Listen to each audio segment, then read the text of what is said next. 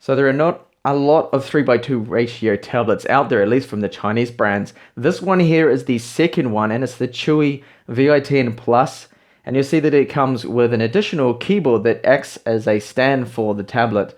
Now, it's powered by some very common specs here. It's got an Atom X3 Z8300, 2GB of RAM, 32GB eMMC, wireless in, and if I show you just around the tablet, that there is no full-size USB ports on this particular model, even though the Vi10, the first model, not the Plus, did have two full-size USB ports, and was one of the features which really made the tablet so successful. So we have speakers left and right. You can see here MicroSD card, USB Type-C there for charging, and we do have another USB which you can use with an adapter to gain access to your hard drives or OTG basically, and data on Android, microphone and HDMI out. We also have 3.5mm headphone jack. Here there are Torx screws either side there to help secure the front and the base together, and we do have volume up and down rocker right here and the power on. Cameras are 2 megapixel ones, and the build of it, the build quality, I don't find to be too bad. Now it's a full metal housing on there, and here on the bottom you see that's the slots there to engage with the keyboard, which I will show you in just a second, and pogo pins there. And there is the right side, just has only the speaker there. So we've got left and right speakers, so there is at least some stereo separation. And on the front is a front-facing 2 megapixel camera. Now you will see there that there's a Windows home button.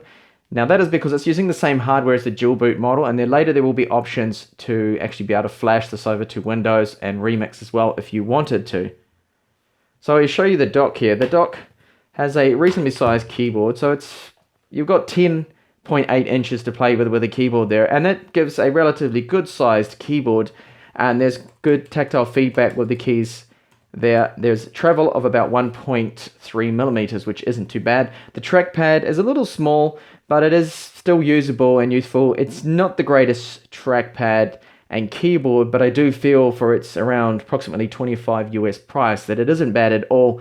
Now, one thing I'm a little concerned about is it does have rubber feet here at the bottom and at the top. I'm a little concerned about in the middle here, what happened on the Chuwi Vi10 was that it ended up scratching the screen protector. So when you've got it folded up, which I'll do in just a minute, I'll show you, look, once you fold that up for travel, so if you dock the keyboard in there and then you fold it all up, you see it's a nice little package like this. But what's going to happen if you put it in a bag, you see there's the keyboard, you can see a bit of a gap there, that's going to press together, and you can, if you have, for example, this next to books and things, that's probably going to end up scratching the screen. So that's just a minor little con there. And the way you fold the keyboard back is to flip it around like this, and then that supports the tablet itself there, and quite securely too. You can push it along here, and that's not going to just suddenly fall down, and you can get away with using this on a lap, but it's a little bit awkward. You have to be careful that it's not going to flip right back and flip off you, which actually happened to me using the Surface 3 Pro once. Now the screen isn't bad, it's not fully laminated, you're never going to get fully laminated display in this particular price range, but it does have good whites, good blacks, and the viewing angles are quite good being IPS. Now the resolution is 1920 by 1280, and that of course has an aspect ratio of 3:2. And I found that colors are also good on there, and overall I have no complaints of it. Maximum brightness also is quite good. In fact, actually really good, because it comes out to 421 lux, which is a lot brighter than most tablets, which normally max out around 300 or 320, and even sometimes below 300. And I found it perfect for media consumption, like watching movies is quite nice on it, and the screen does look sharp enough. You don't see pixels or anything like that, unless you're looking really, really close at it. The screen is 10.8 inches. How does that compare to other more common tablets? Like here's a 9.7 inch TechTablets tablet. You can see that definitely a little bigger there, size-wise. And an even larger tablet here is the 12-inch Chuwi Hi12. You see that pretty much dwarfs these two here. And as comparison, here's a almost 7-inch, 6.8-inch mobile phone, which is the Zenfone 3 Ultra. So this version I have here ships with Remix OS version 2 only. Now there's another one that's going to have Windows 4GB RAM and a 64GB eMMC. This particular version has 32GB eMMC, and on first boot you have about 23GB free, and the RAM, once you load it up, is normally about a quarter is used there. So that isn't too bad when it comes to RAM use. You can clear that later on when you're multitasking. You can clear the applications that'll wipe that out. So you see Remix OS here, different layout. So it has its own, basically it's a reworked Android 5.1 that it is running, and it has its own skin here. So when you install apps, you can set either to the main screen here, or they go along on the second screen. And I find the performance of the ROM is really good. It's quite fast, and it does have a very, I would say, a Windows feel to it. And why that is because down here at the bottom you have what is like a start menu here, so you can go along. You can sort things by the name, date installed, or usage, which is quite handy. So the more commonly used apps will be sorted to the top there, easily accessible. Power there, you can do standby restart. And here we have the back, home, and downloads here.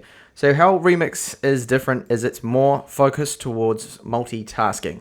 So if you go along and launch the standard Remix applications, they have pre-installed, will all support a windowed mode.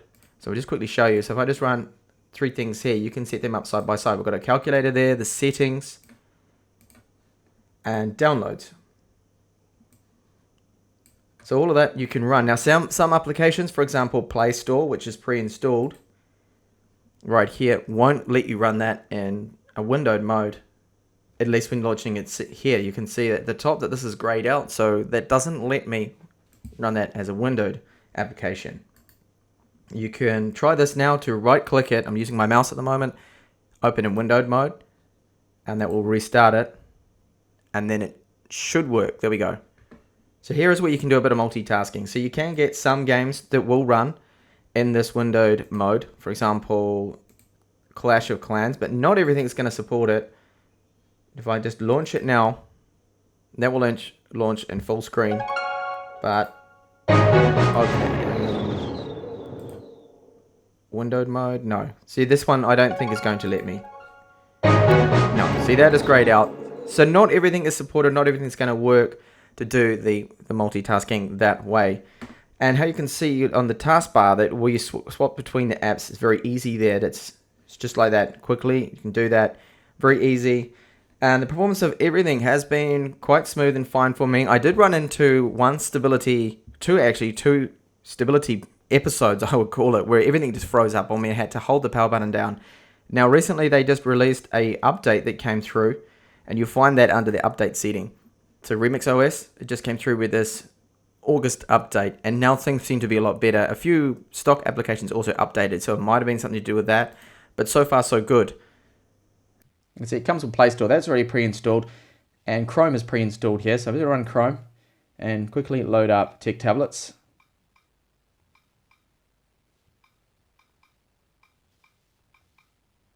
Okay, so quick search there on Google, that should bring it up.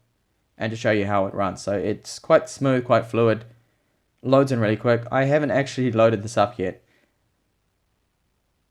So it runs fine there.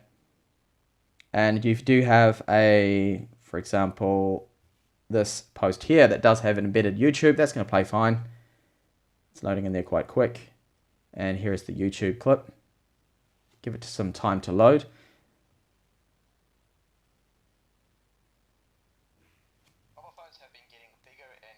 As the generations go by, and this is another perfect example. So that's working fine, the performance of that. Now where the tablet does shine, because it does have a 3:2 ratio, is using it in portrait and not landscape like I have it at the moment. So landscape here, it's great for reading, going through very slowly, scrolling. And I find the screen accuracy, also you wanted to comment on that, and the touch, just fine. Haven't had any issues with it or problems. There's no lag. It seems to be very accurate. Most of the times where you want to click, it's going to load that up just fine. That's quite a large image, this one here. And no problems at all. And having this great 3:2 ratio screen means ebooks, PDFs, they look really good. Using them in portrait mode here, which I think is ideal. And the speed of the Atom X5Z8300, while not the fastest, can still handle this, but if you do try and skip ahead, this is loading via the internet with Play Books. It takes a little time there, you can see, to catch up. But text looks good. It's sharp enough that this text here looks really good. Unless you look very close, you won't really see any pixels. Benchmarks. So how did it fare compared to other Atom X5 Z8300 tablets? Well, very well actually. These scores are maybe slightly higher than the other tablets. Anything that gets around this is perfectly fine. So that is Geekbench 3. This is the Antutu score. I consider anything around 60,000 for this chipset to be really good. And this is actually slightly higher.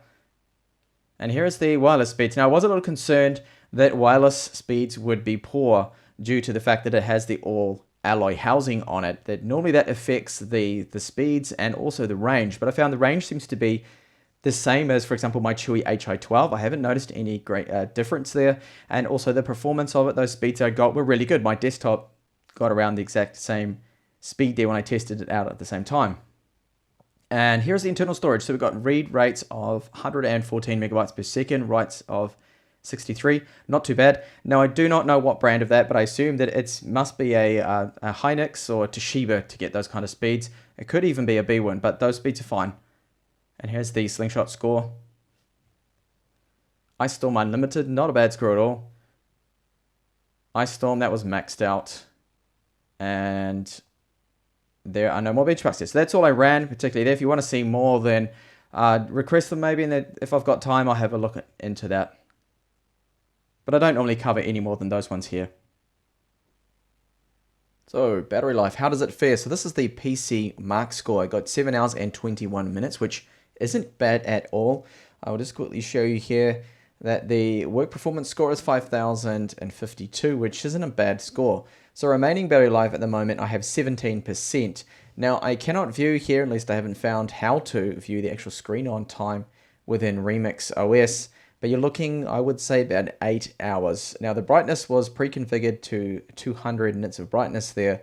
And I will also show you where that actually is in the settings. So that's around, I would say, between 35 and 40% brightness. So battery life is actually, I feel, very decent on this unit. Now, charge times, because we do have a 3 amp charger and it's charging via Type-C and not restricted to 2 amps like the normal micro USB ports you find on these tablets. It fully charges in around 3 hours and 30 minutes. Now, if you're going to charge it when in use, it takes a lot longer. It's going to take around, I would say, about 5.5 hours to fully charge it when you're using it. And that's dependent, of course, on what you're doing. So if you're gaming and you have the screen brightness at 100%, it will charge, but very slowly. So when the Vi12 Plus is charging, it will blink this orange LED light. Now that might be annoying for some people, but it is handy to know that when it is completely continuously on, then the tablet has fully charged. So audio quality, the 3.5mm headphone jack outputs very nice audio. It doesn't sound bad at all, there's no static, and it does support microphones. And let's have a listen now to the speakers. Now the speakers, depending on the source of audio, they will sound loud enough, sufficient, what I would call sufficiently loud, but they don't have any bass, of course, these kind of speakers, they never really do on tablets. Anyway, let's have a listen, and I will compare it to some other devices too.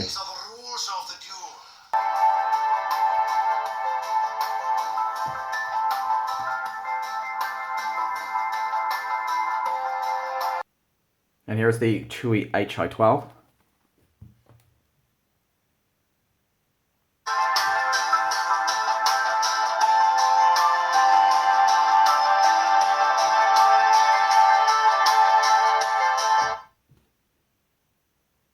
And the Zenfone 3 Ultra, which has some really good speakers for a mobile phone.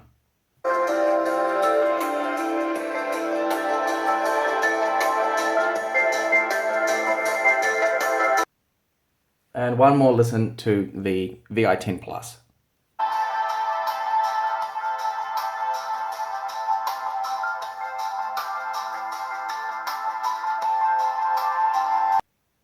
So I'm sure you can hear from that the speaker quality is average, but they are, I would say, better than some tablets out there that have horrendous speakers. These aren't the worst. I wish it was a little louder. I wish it had slightly better quality. The Chuwi Hi12 speakers I do feel are better though. Now when it comes to micro SD card support, I found that my Samsung 64-bit right here was working just fine. I plugged that in, and that will launch instantly the file manager. They're trying to use my 128GB Samsung Pro here that is formatted exFAT would not work.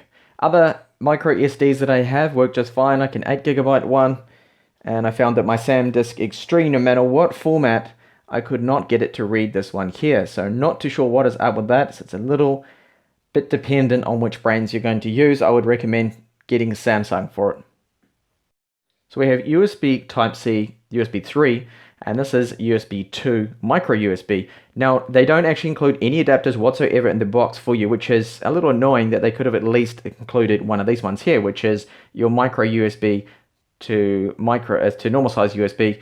And you can source the Type-C adapters relatively cheaply. You can find those. This is one that I just picked up for eBay that literally just cost me about, I think it was about $3 or something like that. So it will power an external hard drive, which is good. And this is formatted to NTFC, and Remix will read this. And you'll see here that on the screen, my folders will pop up, and I have access to my files there. Now the same thing for the USB 2 port using the adapter. So it's quite annoying that you're going to have to carry around one of these adapters here if you do want to access your files on the go from a USB pen drive or external hard drive here, for example. And you see that that now is working and operating just fine, and I'm able to access those files. So gaming performance I will have a look at now, and I'm very curious to see just how well it can handle a few casual games. Now first up I will test probably the lightest game of the ones I'm going to test here, which is Clash of Clans. Now not a super demanding game, but it can actually lag on some systems when you have huge towns. I just have a basic level 8 village here. So see how this performs. Now I've seen smoother, but it doesn't seem too bad at this point. We'll just have a quick battle against someone. Okay, just a very easy game here for me.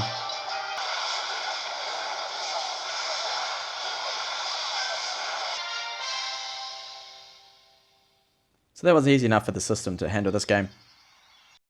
So next up, Modern Combat 5.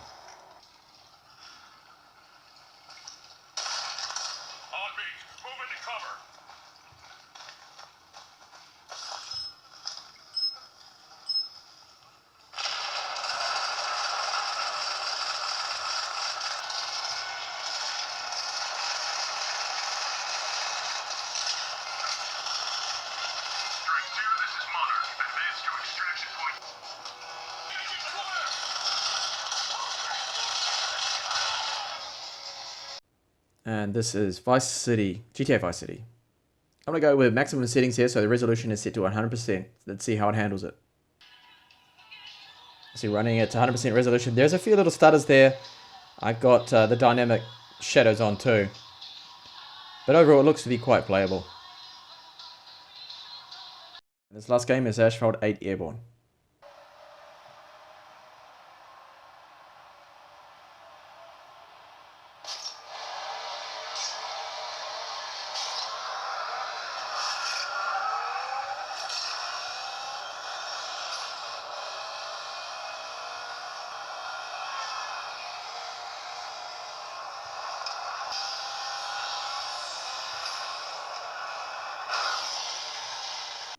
So thermals on the Vi10 Plus here aren't that bad at all. I have noticed that when you game for extended periods, it will probably get up to around about 36 degrees. So warm to the touch, but nothing alarming. When it does get even hotter is when you are charging it at the same time and gaming, and that's when I saw it get up to 38 degrees. These are surface temperatures, by the way. So thermals seem to be quite good on this model.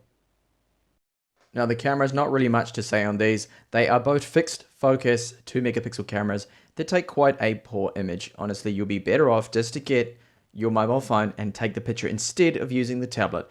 But it's okay for Skype, I've found. As long as you're in good lighting, it looks alright for Skype. And that is also with the internal microphone. The microphone does sound, I would say, the slightest little bit muffled there, only being the single microphone on the side. But you can fix that by plugging in a headset that supports microphones or has a microphone on it. So to quickly recap here, I think this isn't a bad tablet at all, considering the price range of this model here. You can pick it up for around about 140 US, with a keyboard being an additional about 23 or 25 US dollars.